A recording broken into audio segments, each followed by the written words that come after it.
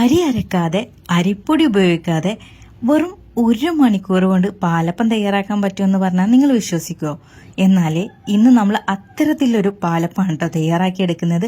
വളരെ ടേസ്റ്റിയാണ് ഈ ഒരു പാലപ്പം. ഈ ഒരു പാലപ്പത്തിൻ്റെ പ്രത്യേകത എന്താ അറിയോ? നമുക്ക് കറി ഇല്ലെങ്കിലും വെറുതെ കഴിക്കാനും നല്ല ടേസ്റ്റിയാണ് കേട്ടോ. അപ്പോൾ നമുക്ക് എങ്ങനെയാണ് ഈ ഒരു ടേസ്റ്റി ആയിട്ടുള്ള പാലപ്പം തയ്യാറാക്കിയെടുക്കുന്നത് നോക്കാമല്ലേ? അപ്പോൾ നമുക്ക് അതിന് വേണ്ടിയിട്ട് റവയാണ് കേട്ടോ വേണ്ടത്. 1 കപ്പ് റവയാണ് ഞാൻ എടുത്തേക്കുന്നത്. വറുത്തതോ വറുക്കാത്തതോ നിങ്ങൾക്ക് എടുക്കാവുന്നതാണ്. ഇതിലേക്ക് ഒരു 1/2 കപ്പ് വെള്ള അവല് ചേർത്ത് കൊടുക്കാം. കൂടെ തന്നെ ഇതിലേക്ക് വെള്ളം ഒഴിച്ച് നമ്മളിതൊന്ന് സോക്ക് ചെയ്തെടുക്കണം. ഞാനിവിടെ 1/4 കപ്പ് വെള്ളമാണ് കേട്ടോ ഒഴിച്ചു കൊടുക്കുന്നത്. അത് നമുക്ക് വെറും 5 മിനിറ്റ് മാത്രം ഒന്ന് അടച്ചു വെക്കുക. അപ്പോഴേക്കും ഈ റവയൊക്കെ വെള്ളം കുടിച്ച് നല്ല പരുവത്തിനായി വരും. അപ്പൊ അതിന് വേണ്ടിയിട്ടാണ് നമ്മളിതുപോലെ 5 മിനിറ്റ് ഇങ്ങനെ അടച്ചു വെക്കുന്നത്. ഇപ്പൊ കണ്ടല്ലോ, നമ്മൾ ഒഴിച്ച വെള്ളം മൊത്തം റവ കുടിച്ചെടുത്തിട്ടുണ്ട് കേട്ടോ. ഇനി നമുക്ക് ഇത് മിക്സിയുടെ ജാറിലേക്ക് ഇട്ട് കൊടുക്കാം. കൂടെ തന്നെ നമുക്കിതിലേക്ക് ഒരു 1/2 കപ്പിന്റെ അടുത്ത് ഞാൻ തേങ്ങ ചിരവിയത് ചേർത്ത് കൊടുത്തിട്ടുണ്ട്. 1/2 കപ്പിന് ചേർത്തോളൂ. ഇനി ഇതിന്റെ കൂടെ തന്നെ ഒരു 1/2 ടീസ്പൂൺ ഈസ്റ്റ് ചേർത്ത് കൊടുക്കാം. പിന്നെ നമുക്ക് 1/2 ടീസ്പൂൺ ഉപ്പ് ചേർത്ത് കൊടുക്കാം. 1 ടേബിൾ സ്പൂണോളം പഞ്ചസാര ചേർത്ത് കൊടുക്കാം. ഇനി നമുക്കിത് അരച്ചെടുക്കാൻ വേണ്ടിയിട്ട് ഒരു 1/2 കപ്പ് വെള്ളം കൂടെ ചേർത്തിട്ട് നന്നായിട്ട് നമ്മളിത് അരച്ചെടുക്കണം. നല്ല ഫൈനായിട്ട് തന്നെ അരച്ചെടുക്കുക കേട്ടോ. ഇനി നമുക്ക് ഇത് വേറൊരു പാത്രത്തിലേക്ക് മാറ്റി കൊടുക്കാം. ഇനി ഇത് പെട്ടെന്ന് പൊങ്ങി വരാൻ വേണ്ടിയിട്ട് ഞാൻ ഇവിടെ ഒരു 2 ടേബിൾ സ്പൂണോളം തേങ്ങാ വെള്ളം കൂടെ ചേർത്ത് കൊടുക്കുന്നുണ്ട് കേട്ടോ. ഇങ്ങനെ ചേർത്താൽ പെട്ടെന്ന് തന്നെ ഇത് പൊങ്ങി കിട്ടും. അതിന് വേണ്ടിയിട്ടാണ് കേട്ടോ നമ്മളിങ്ങനെ ചേർത്ത് കൊടുക്കുന്നത്. നല്ല ചൂടുള്ള കാലാവസ്ഥയിലാണെങ്കിൽ 1 മണിക്കൂർ കൊണ്ട് തന്നെ അത് നന്നായിട്ട് പൊങ്ങി വരും.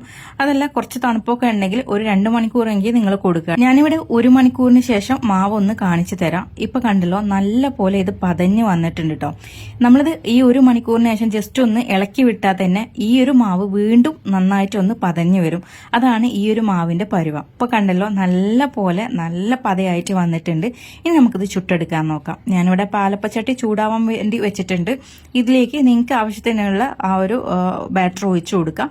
എന്നിട്ട് ഇതുപോലെ അങ്ങ് ചുറ്റിച്ചെടുക്കാം. ചുറ്റിച്ചെടുത്തതിന് ശേഷം കുറച്ച് നേരം ഒന്ന് അടച്ചു വെക്കുക. പിന്നെ നമുക്ക് പാലപ്പം എത്രത്തോളം ക്രിസ്പി ആക്കി എടുക്കണം എന്ന് ഓരോരുത്തരുടെ ഇഷ്ടമാണ്. അതിനനുസരിച്ച് നിങ്ങൾ ചെയ്തെടുക്കുക കേട്ടോ. എനിക്ക് അല്പം മുരിഞ്ഞ് കിട്ടുന്നത് തന്നെയാണ് ഇഷ്ടം കേട്ടോ. അപ്പം അതിനനുസരിച്ച് ഞാനിവിടെ കുറച്ചൊന്ന് മുരിച്ചിട്ട് എടുക്കുന്നുണ്ട്. അപ്പം കണ്ടല്ലോ, നല്ല സോഫ്റ്റ് ആയിട്ടുള്ളൊരു പാലപ്പം കൂടിയാണ് കേട്ടോ ഇത്. നമ്മൾ അരി അരച്ചുണ്ടാക്കുന്ന പാലപ്പത്തെക്കാളും നല്ല ടേസ്റ്റിയും കൂടാണ് ഇത്. വെറുതെ നമ്മുടെ ചായയുടെ കൂടെ കഴിക്കാൻ നല്ല ടേസ്റ്റിയാണ് കേട്ടോ. നമ്മൾ വീട്ടമ്മമാരൊക്കെ സാധാരണ രാവിലത്തെ ബ്രേക്ക്ഫാസ്റ്റ് തലേന്ന് രാത്രി തന്നെ ചിന്തിച്ചു വെക്കുന്നവരാണല്ലേ.